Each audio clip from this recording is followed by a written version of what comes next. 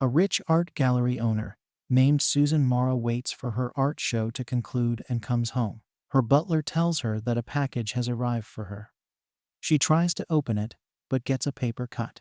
So she asks her butler to open it. There's a note that says the package contains a novel called Nocturnal Animals written by her ex-husband, Edward Sheffield, to be published in spring. He says it's different from the novels he had written when they were together. And she left him with the inspiration to write from the heart, and he wanted her to be the first to read it.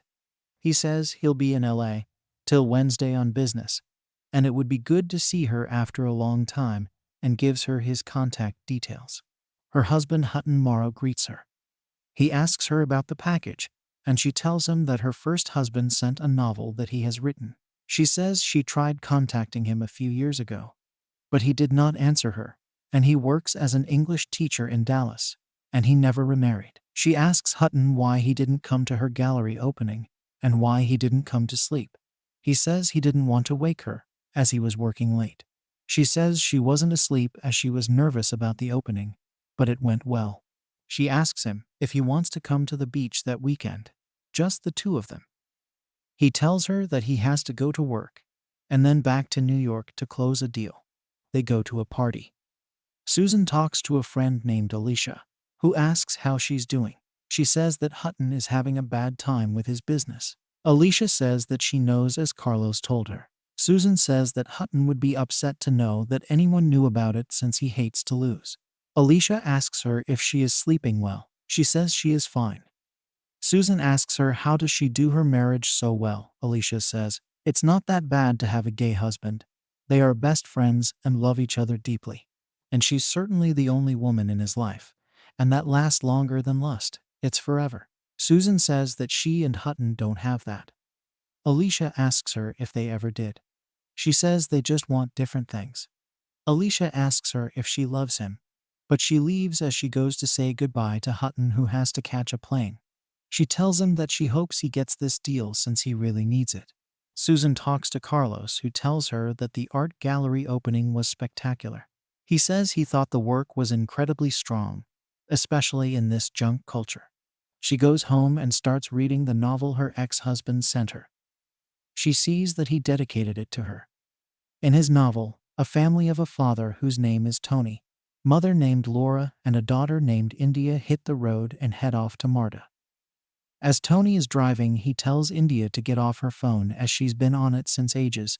She says he got his wish since she doesn't have service anymore. He keeps driving in the night and is suddenly blocked by two cars. They let the family pass in front of them, and one of the cars suddenly speeds up. They're all hooligans inside who are staring at India and smiling weirdly. They get out of there, but the hooligans follow them, scream, and tell Tony to pull over.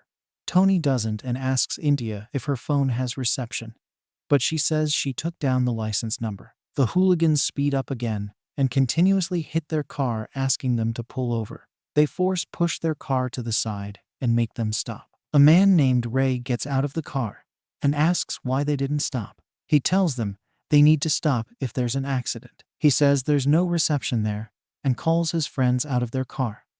Tony suggests calling the police. Ray says it's a great idea since they pushed them off the road. Laura says he's lying, but she asks Tony to leave. Ray tells him that he's got a flat tire. Laura panics. Ray says they'll fix it, and they can then go to the police. They ask Tony for a spare tire, and he shows it to them. They tell the ladies to come out of the car. The ladies come out forcefully, and they fix the tire. Ray hits Tony, and a fight breaks. Ray gets close to India. Tony screams to let her go, but a guy holds him up. They hit Tony and tell him to follow as India will go with them. They then try to take India forcefully, but she escapes. As Ray is arguing with Tony, Laura gets in the car and asks India to come join her. But the worst thing happens. The men grab hold of India and drive off with the women in it as the man holds down Tony. Susan can't take it anymore and closes the book. She calls Hutton, who is with another woman. She asks him why didn't he call to tell her he reached. Because it's 4 a.m. and he didn't want to disturb her. He tells her if she can't sleep, why doesn't she take a pill? The lift boy tells the lady with him that they have reached the floor, calling her madam. She hears that, goes quiet. She continues to read the novel. The man holding Tony, named Lou, hands him his car keys and tells him to drive. Lou tells him that he needs to drive if he wants to see his wife and child again. Lou says he doesn't need to worry about his wife and kids, as they didn't kill anybody yet. Lou pushes Tony out of the car and leaves him there. Tony limps and walks and sees a car coming towards him. He hides behind some rubble, and the men come out and call for him. They say his wife needs him. But he remains hidden, and they leave.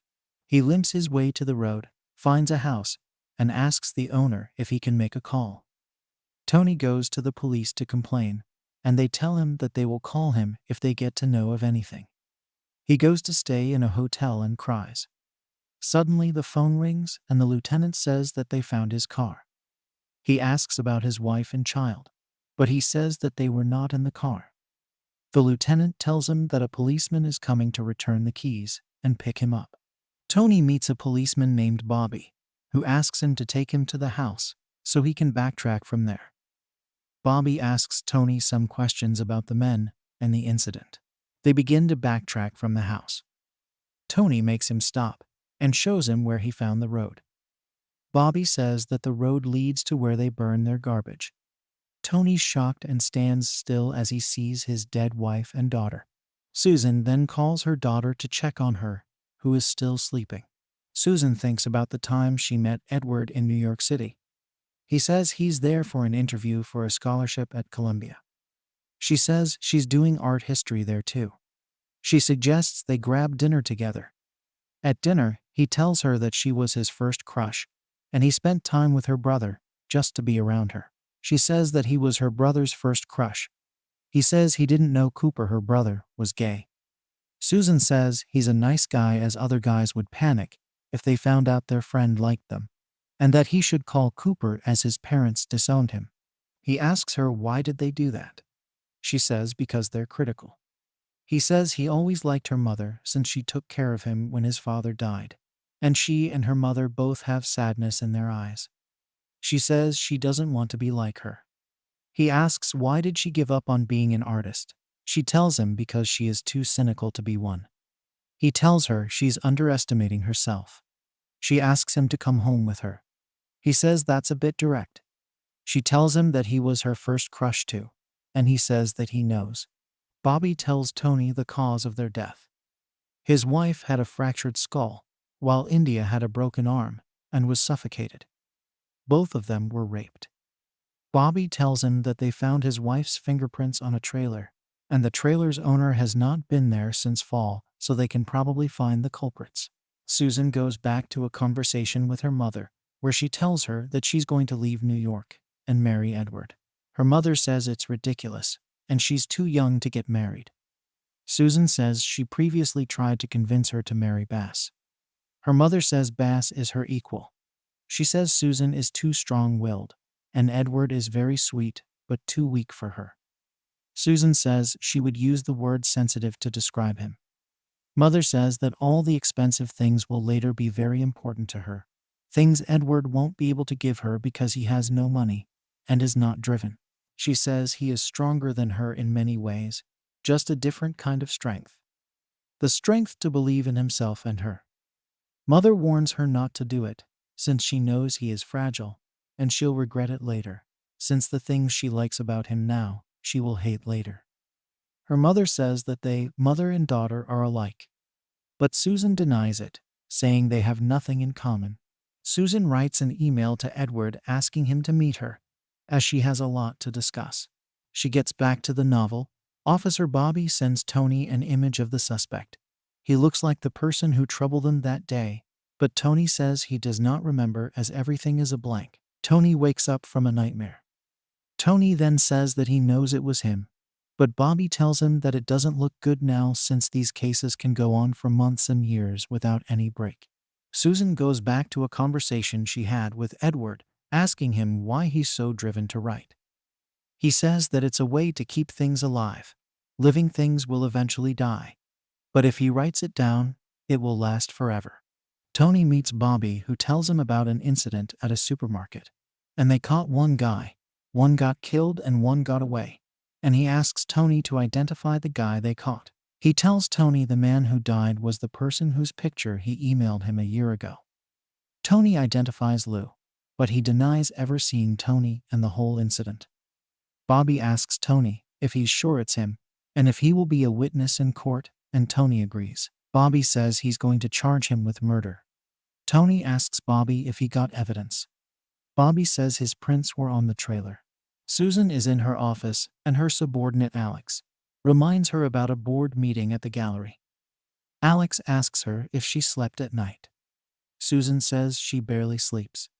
She's been thinking about her ex-husband, who used to call her Nocturnal Animal, who recently sent her a novel he written, which is violent and sad.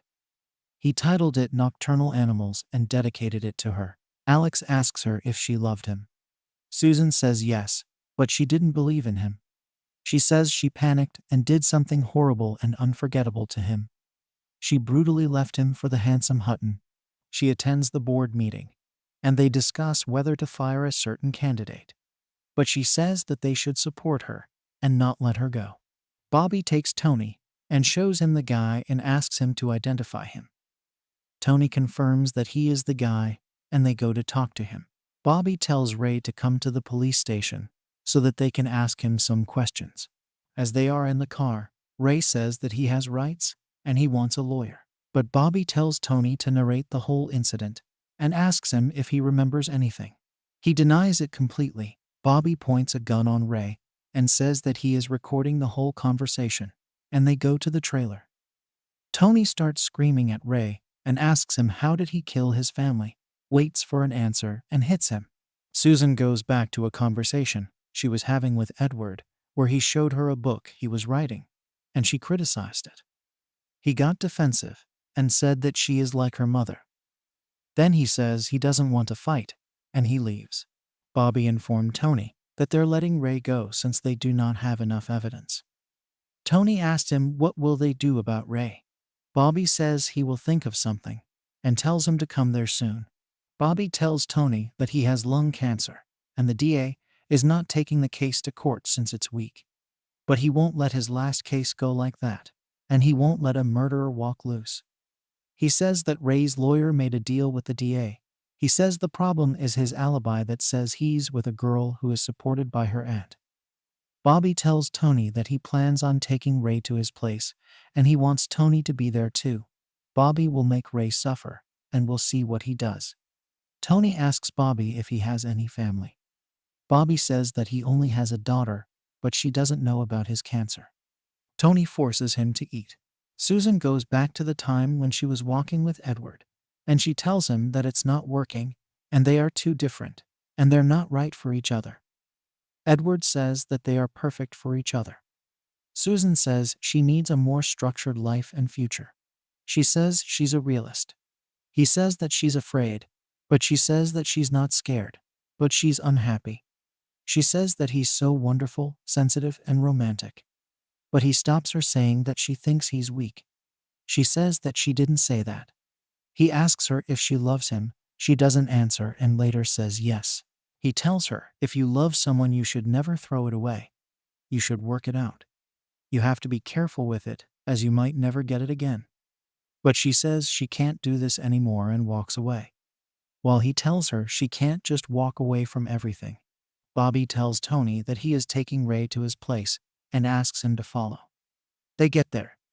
Ray tells them to take him to the station if they got new evidence against him. Bobby says his friend Lou implicated him in the Hastings case. Another police gets Lou there as well.